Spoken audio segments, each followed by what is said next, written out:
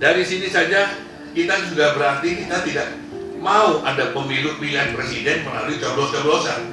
Itu video YouTube saya jelas. Udah percuma kita coblos-coblosan ini palsu semua. Semua itu sudah diatur di atas sudah ada. Dan kita sudah tahu bahwa DPT fiktif itu ada sekitar 20 juta. Itu jelas. Saya sudah membongkar Kemendes, Kemenkes, Kemensos, Kemendagri, Dukcapil, BPS, dan KPK sendiri mengakui bahwa ada 16,7 juta tidak punya NIK. Betul itu. Berarti Betul. apa? Betul. Berarti ini kan palsu semua ini. Betul. Ini strategi ini, kalau saya buka di umum, belum tentu Jokowi tambah mau terima. Kalau dia punya niat 3 periode. Tapi kalau dia tidak punya niat 3 periode, pasti dia ambil ini. Karena apa? Dia mau selamat kok. 2009 Pak, saya orang yang paling bongkar DPT sama saya dibunuh orang. Sama Agus Maksum. Iya. 2009 zamannya SBY saya bongkar DPT fiktif. Emang Bang Lanyala hebat. Bahwa DPR-nya sama, utusan daerahnya sama, DPD-nya sama, eksekutifnya sama. Ini maling semua. Betul.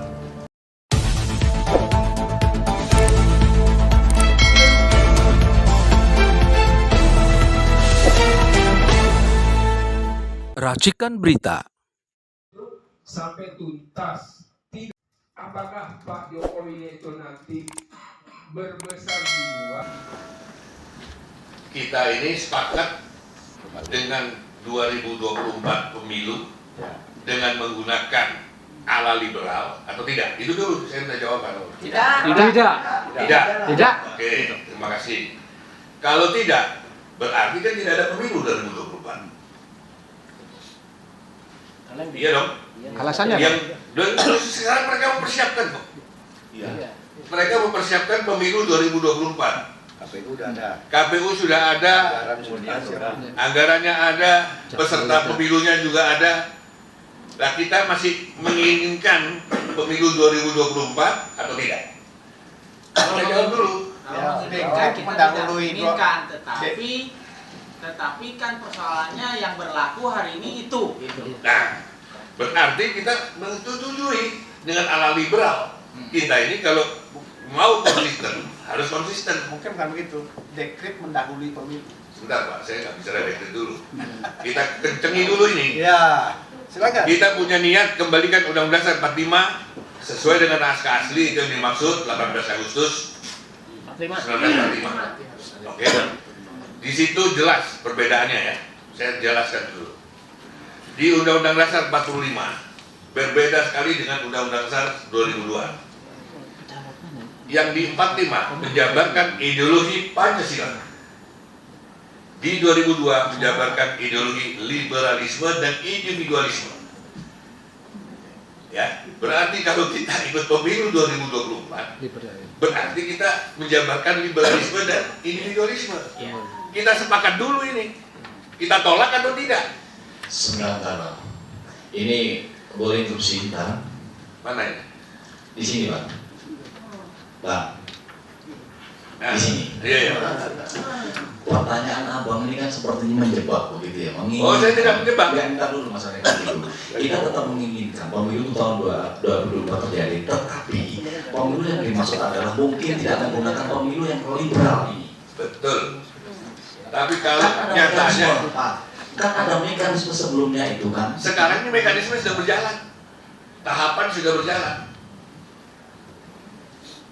Yang liberal. Iya. Iya, yang liberal maksudnya. Nah itu yang tidak liberal bagaimana mau jalan? Kita belum kita siapkan kok.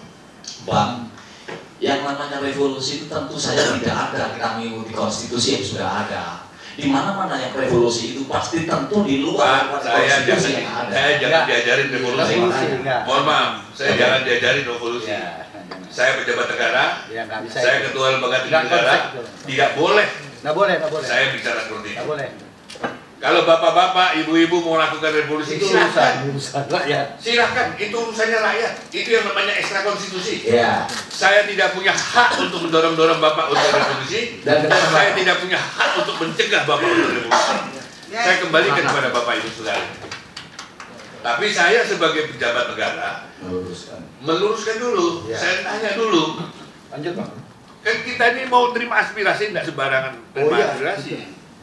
Seperti apalagi nggak gampang itu menerima jadi apa namanya berjuang revolusi, nggak gampang. Saya nggak kemaruh gelar itu, tidak. Saya mau berbuat untuk bangsa dan negara. Jadi kalau kita sudah punya satu keyakinan bahwa pemilu 2024 nanti itu menggunakan alih liberal, kita tolak, harus konsisten, kita tolak.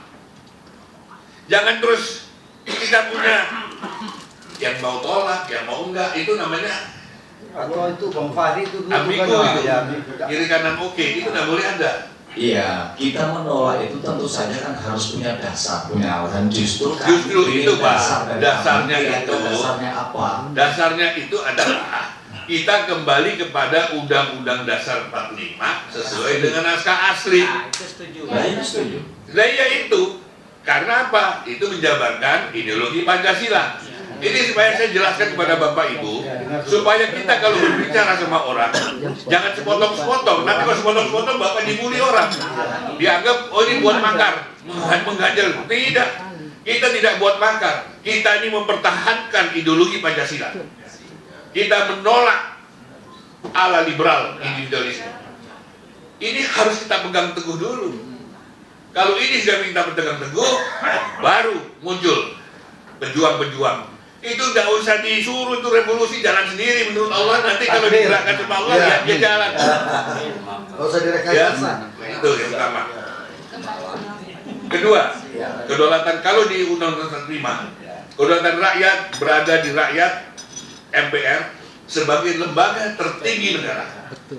Ya, lengkap di situ ada parpol, daerah, golongan. Sedangkan di Undang-Undang Dasar 2002 kedaulatan rakyat diberikan secara terpisah kepada presiden dengan pilpres langsung, parpol, pileg, DPD, pileg perorangan. Dari sini saja kita sudah berarti kita tidak mau ada pemilu pilihan presiden melalui coblos-coblosan. Itu video YouTube saya jelas. Udah percuma kita coblos-coblosan ini palsu semua. Semua itu sudah diatur di atas sudah ada. Dan kita sudah tahu bahwa DPT fiktif itu ada sekitar 20 juta. Itu jelas. Saya sudah membongkar Kemendes, Kemenkes, Kemensos, Kemendagri, Dukcapil, BPS, dan KPK sendiri mengakui bahwa ada 16,7 juta tidak punya NIK. Betul itu. Berarti Betul. apa? Betul. Berarti ini kan palsu semua nih. Betul. Nah, inilah yang harus kita fokus. Bukan kita membatalkan pemilu, kita minta pemilu ini yang jurdil dan duber. Sepakati dulu, perbaiki dulu ini sistemnya pemilu. Supaya 2024 itu sudah sesuai dengan keinginan kita. Sependapat. Keinginan kita itu supaya bisa luber, jurdil. Betul. Selama itu tidak bisa, jangan kita harapkan cita-cita kita untuk mesejahterakan rakyat Indonesia pasti gigit jari kita. Betul. Sampai 5 tahun lagi gigit jari kita, tambah sakit kita. Makanya saya sampaikan, saya bilang silakan dekret, kemudian dilakukan adendum, kita kawal adendumnya. Sebelum kita adendum, itu sudah ada konsensus, sudah ada kata sepakat dengan yudikatif, legislatif, eksekutif, termasuk presiden, dengan utusan golongan, utusan DPR, utusan daerah. Kita bikin kesepakatan dulu bahwa kita mau keluarkan dekret, kita dorong presiden keluarkan dekret bahwa aturannya seperti ini, 1, 2, 3, 4. Salah satunya bahwa presiden tidak akan muncul lagi. Sudah pasti.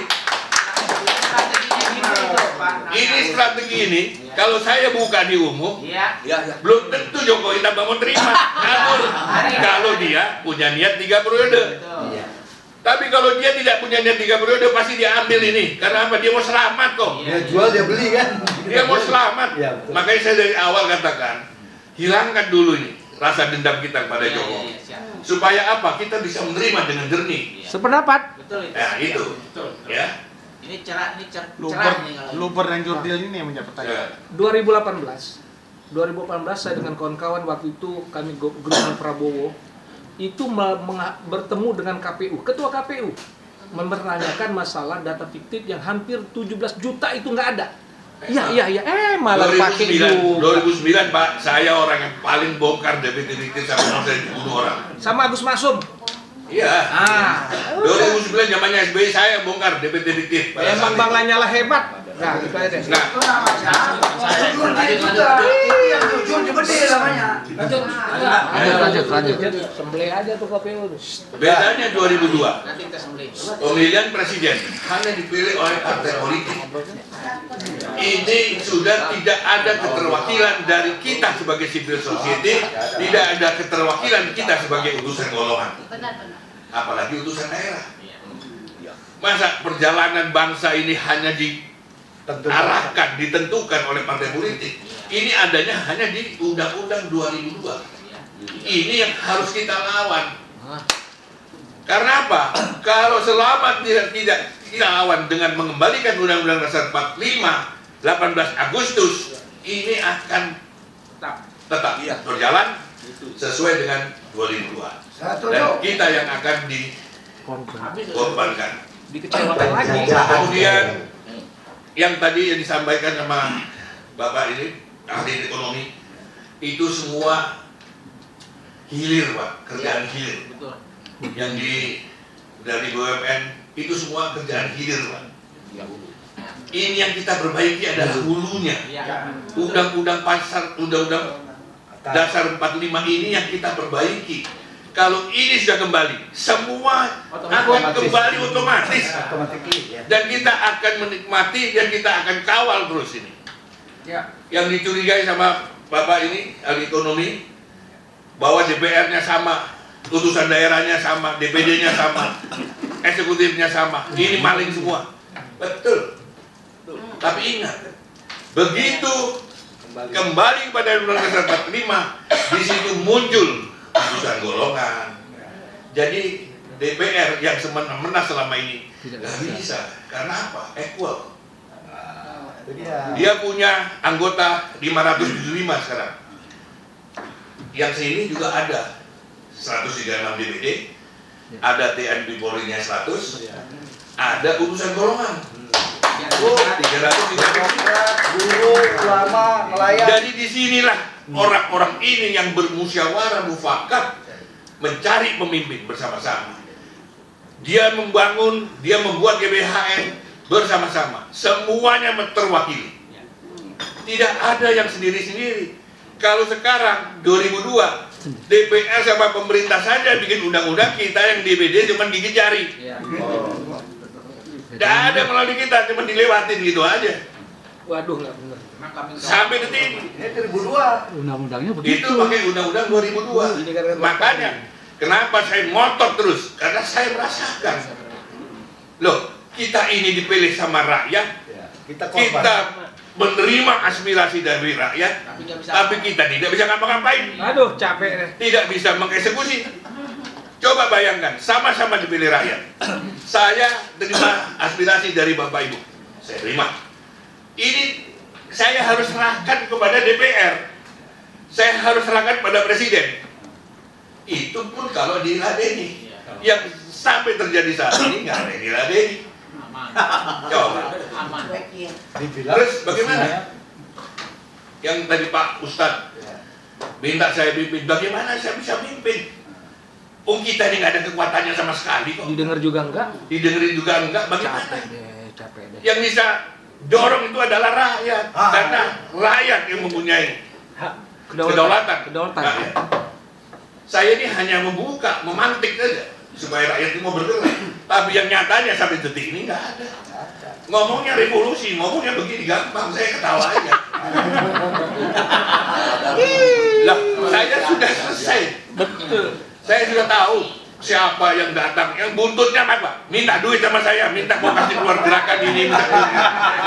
Gila, saya ini bukan koruptor. Saya makan gaji, saya nggak kerja, saya makan gaji dari rakyat dan saya amanahkan, saya kerjakan sesuai dengan amanah rakyat. Ya minta duit itu marah-marah juga Bang ya? Datang sini ajukan anggaran, nanti kita kumpulkan ini. Jadi bandar. Bohong saya bilang. Kalau kamu memang berjuang untuk rakyat, gak usah minta duit. Ayo rakyat jalanin. Tahu saya orangnya. Minta duit, saya tolak. Akhirnya saya diem aja. Ngapain? Kalau bicara soal duit, saya lebih baik kerahkan anak-anak pemuda Pancasila di Jawa Timur. Saya suruh ke sini 20.000 nggak pakai duit, bisa. Tapi apa begitu saya? Tidak, nggak bisa. Nah itu satu contoh. Jadi saya jawab semuanya bahwa inti permasalahannya adalah bapak-bapak, ibu-ibu menerima dekret untuk dilaksanakan oleh Presiden. Amin ya Allah. Tapi ingat, kalau dekret dikeluarkan, kemudian tidak ada yang ngawal, terus apa gunanya dekret? Itulah yang saya maksud. Silahkan Pak Jokowi perpanjang 2 tahun, 3 tahun. Yang penting adendum selesai, kita kembali ke MPR, milik Presiden di MPR. Ini kita hanya korban 3 tahun, kalau 3 tahun. Daripada kita korban 5 tahun sampai 2029 dengan menggunakan ala liberal. Nggak ada titik ujungnya ini. Ada yang ngomong, Refli Harun, Jimli Asdiki ngomong, nanti kalau 2029 baru kita gunakan itu. Bohong, saya bilang itu. Orang yang sudah enak, begitu siapapun jadi presiden, begitu dia duduk, tak akan mungkin dia mau kembali kepada Undang-Undang 45. Karena apa? Kalau kembali kepada MPR, sewaktu-waktu presiden bisa diturunkan, di-impeach dalam 1 tahun, dalam 2 tahun. Kalau dia tidak menjalankan amanah rakyat, pasti dia diturunkan. Nah ini sudah jadi presiden, pakai Undang-Undang 2002, ngapain saya mau kembali? Saya pakai dulu, saya nikmati dulu sampai tahun 2034, seperti yang dilakukan oleh SBY dan Jokowi. Iya dong. SBY dulu nggak mau, dia coret. Semua sudah tanda tangan, dicoret sama dia, terakhir nggak mau dia. Perpunya dibatalin. Apa bedanya sama Jokowi? Ini Jokowi belum tentu mau loh. Jangan salah loh, saya masih merayu. Pak Jokowi perpanjang. Tapi tentang catatan bahwa adendum harus segera diselesaikan dan harus Pilpres melalui MPR. Pemilu pileg pun dilaksanakan oleh MPR, bukan lagi oleh KPU sekarang. Jangan. Silakan Pak. Ya mohon maaf, kalau beliau mau atau nggak mau, kenapa mesti ada periode perpanjangan 2 atau 3 tahun? Saya tanya, kalau tidak diperpanjang, apakah adendum itu bisa selesai cepat? Yang penting dekretnya keluar dulu. Dekret keluar, terus adendumnya belum selesai. Adendum itu belum selesai karena apa Pak? Kita harus tentukan dulu siapa utusan golongan. Ya dong. Orangnya siapa? Orangnya siapa? Kita tentukan dulu. Ya, Ada dari Muhammadiyah, ada dari NU, ada dari PGI. Kita tentukan dulu. Tapi maksud saya, dekretnya keluarkan dahulu, setelah itu barulah kita bicara ada perpanjangan. Enggak sekarang dikasih cek kosong. Pak, cek kosong ini bukan cek kosong ini. Dia ini begitu diperpanjang, jangan Bapak pikirkan bahwa dia diperpanjang sebagai petugas partai, bukan Pak. Dia diperpanjang sebagai petugas rakyat, mandataris MPR. Itu diingat itu. Ingat loh. Jadi kalau ada orang bilang ini melanggar konstitusi, dia tidak paham. Dia tidak paham. Ini diperpanjang melalui sidang istimewa yang terdiri dari utusan golongan DPR, DPD, utusan daerah, mengangkat dia sebagai mandataris MPR. Ini diperbaiki sambil membuat GBHN. Cuman jalan menuju dekret ini sekarang belum dibuka kan? Iya, itu. Kita masih ngerayu udah eker-ekeran begini kita. Belum ada tanda-tanda itu saya bilang. Belum tentu juga dia mau kan. Belum tentu juga dia mau kan. Paham. Oke ya, ini kita masih dengan dikeluarkannya dekret oleh presiden, maka payung hukum kita, konstitusi kita, maka seluruh sistem hukum kembali ke atas. Awal setuju. Fungsi MPR sebagai lembaga tertinggi negara. rakyat menginginkan setelah dekret itu dalam 1 tahun seperti kata Pak Ketua bisa menyelesaikan. Itu bagaimana caranya? Karena Pak Jokowi sampai 2004 ini kan sebagai mandataris MPR, kita pakai aturan yang sesuai konstitusi kita. Bukan mandataris MPR, paling waktu ini Dia masalah masuk kan kalau PA 3 tahun kata Pak Ketua, apakah itu lama itu perlu format yang para tokoh yang perlu musyawarah gitu. Setelah kembali UUD 45 asli ini mempercepat sistem semula, kembali lagi tentang pemilihan pemilu itu jangan begitu lama seperti apa. Itu aja. Terima kasih. Yang pasti begitu dekret yang dibubarkan oleh MPR, ini kita ini mengembalikan dulu posisinya MPR sebagai Lembaga tertinggi. Angkat itu dulu. Nggak ada yang bisa kembalikan sekarang kecuali melalui dekret. Iya. Nggak ada yang bisa mencabut tap-tap MPR yang sudah ada kecuali MPR sudah sebagai lembaga tertinggi negara.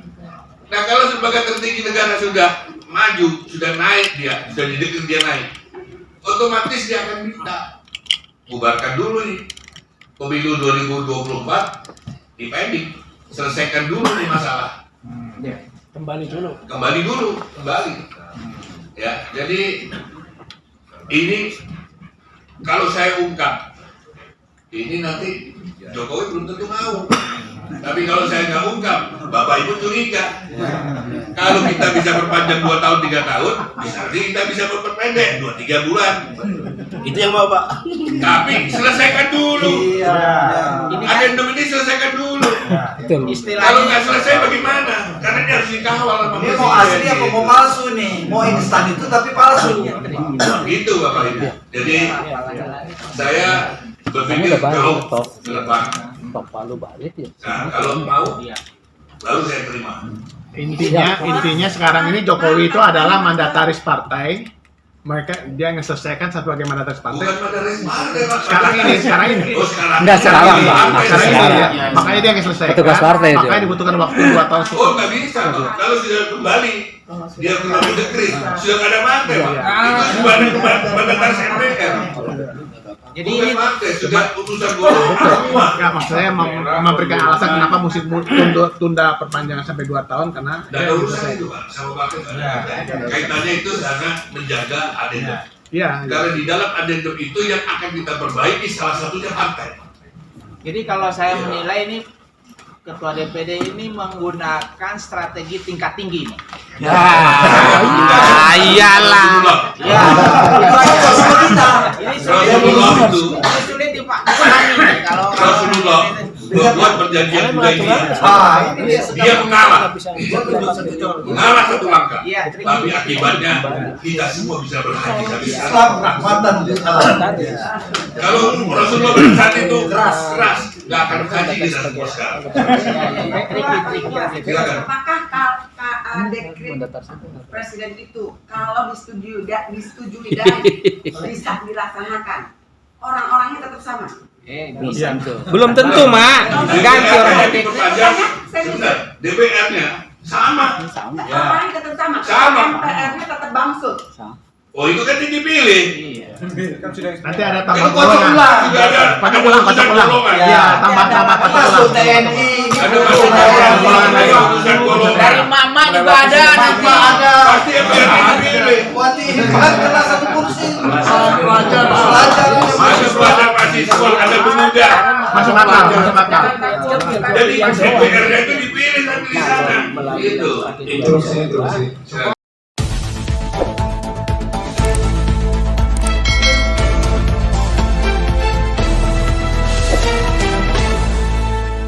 Racikan Berita.